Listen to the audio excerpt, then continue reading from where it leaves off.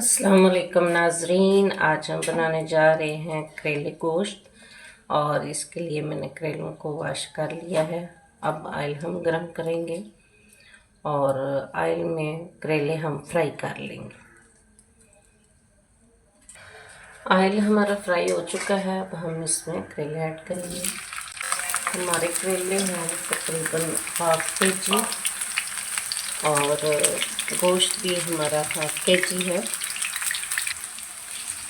इसको अच्छी तरह से मिक्स कर लें और मीडियम टू स्लो आंच पर हमने इनको फ्राई करना है। और साथ ही अब हम गोश्त को जो है वो गलने के लिए चढ़ाते हैं।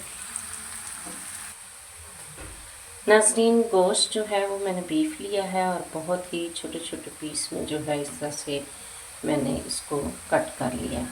अब हम इसमें लहसुन जो है वो ऐड करेंगे और 7 प्याज जो है वो रफली मैंने काटा हुआ है। तकरीबन 8 प्याज हमने इसमें शामिल कर लिए। और अब हम इसमें डालेंगे नमक जो है वो तकरीबन मैं 1 टेबल स्पून इसमें ऐड करूँगी और फिर हम बकाया जो है बाद में डाल लेंगे। साथ ही हम मस्टर्ड पाउडर जो है वो ½ टीस्पून इसमें डाल लेंगे और ऑलमोस्ट 1 गिलास जो है इसमें हम पानी ऐड कर देंगे, क्योंकि हमने करेले इसमें शामिल करने हैं तो हमें ज़्यादा रहने की ज़रूरत नहीं। तो इतने में ये जो है हमारा गोश्त गल जाएगा। इसको हम अच्छी तरह से मिक्स कर लेते हैं और अब तकरीबन 10 से 12 मिनट के लिए हम इसको गलाने के लिए प्रेशर को चूल्हे पर रखते हैं। थोड़ी थोड़ी देर बाद जो है हम करेलों में ऐसे चम्मच से मिक्स करते रहेंगे ताकि इक्वली हमारा करेला जो है वो फ्राई हो जाए। देखें तकरीबन ये अब ब्राउन होना, गोल्डन होना शुरू हो गए हैं। आंच आपने स्लो ही रखनी है, क्योंकि करेले जो हैं उनकी कड़वाहट होगी तो करेले का पता चलेगा, लेकिन कड़वाहट इतनी ना हो कि खाए ना जाए। हमने ये कड़वाहट जो है इनके फ्राई करने के दौरान ही ख़त्म करनी है। और इसका यही बेस्ट तरीका है कि आप इसको स्लो आंच पर जो है वो इसको फ्राई करें। अब करेले हमारे जो हैं वो तकरीबन गोल्डन होना शुरू हो गए हैं।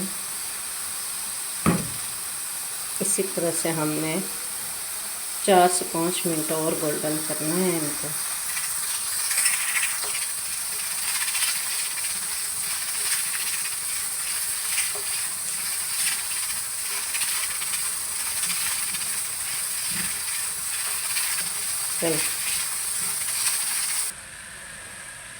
बीफ हमारा गल चुका है और साथ प्याज, लहसुन, हर चीज़ जो है वो सॉफ्ट हो गई है।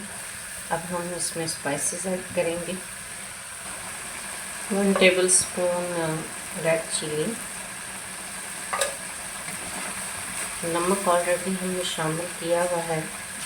और अब अपनी सब्ज़ी के गोश्त के अकॉर्डिंग जो है आपने डालना है। मैं ½ टेबल स्पून डालूँगी इसमें, ½ टेबल स्पून। सब्ज़ मिर्ची और 2 से 3 अदर जो है वो टमाटो हैं जो इसमें ऐड करूँगी।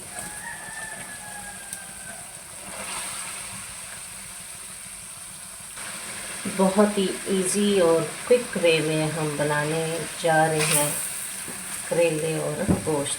अब हम इसमें फ्राई हुए हुए करेले शामिल करेंगे, साथ ही इसका ऑयल भी डाल लेंगे। ये मैंने फ्राई कर लिए हैं। अब इनको हम इसमें ऐड कर देंगे ताकि ऑयल जो है वो भी ये यूज़ हो जाएगा। करेलों वाला ये ऑयल काफ़ी हो जाएगा और अब इसी में हमारा बीफ जो है वो बन जाएगा। इसकी लुक चेक करें और आने वाली खुशबू का भी आपको अंदाज़ा हो रहा होगा। 2 से 4 मिनट जिसको हमने भूनना है और ये भूनकर रेडी हो जाएंगे। करेलों ने हमारे ये ऑयल भी छोड़ दिया है। अभी मैंने 3 से 4 मिनट इसकी बुनाई की है और मज़ीद हम करेंगे।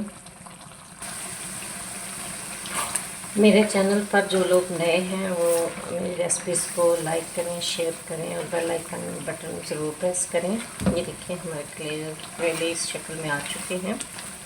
और आज की अच्छी बात तो बताई नहीं, बल्कि आज एक इन्फॉर्मेटिव बात जो है वो आपसे शेयर करते हैं कि आजकल चींटियों का भी मौसम है, हर चीज़ में वो घुसी जा रही होती हैं, तो चीनी में तो ख़ास तौर पर जाती हैं। और अगर चीनी के डिब्बे में ये घुस जाए तो आपने क्या करना है कि चीनी के डिब्बे में 2-4 लौंग जो है ना वो रख देंगे।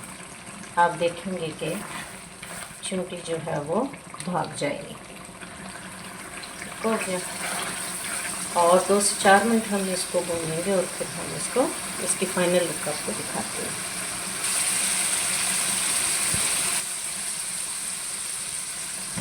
हमारे करेले ऑलमोस्ट जो हैं वो फ्राई हो चुके हैं, भून चुके हैं। करेलों का मसाला जो है देखा होगा आपने, मैंने कोई मसाला इसमें ऐड नहीं किया सिवाय सब्ज़ मिर्ची के, रेड के और सॉल्ट के। करेलों का जो असल मसाला मैं समझती हूँ वो टमाटो और सब्ज़ मिर्ची है, जो कि मैंने इसमें ऐड की है। इसी से फ्लेवर आता है, इसी से मज़े के बनते हैं। हाँ जी नाज़रीन, ये देखें हमारे करेले जो हैं वो तैयार हो चुके हैं। अब हम इसको डिश आउट करके आपको फाइनल लुक दिखाते हैं। हाँ जी नाज़रीन, ये हमारे करेले गोश्त की फाइनल लुक। मज़ेदार बीफ और करेले का सालन तैयार है। इस दुआ के साथ कि शाद रहिए, आबाद रहिए, अपनी ज़िंदगी में आज़ाद रहिए। फिर मिलेंगे एक नई रेसिपी के साथ। अल्लाह हाफिज़।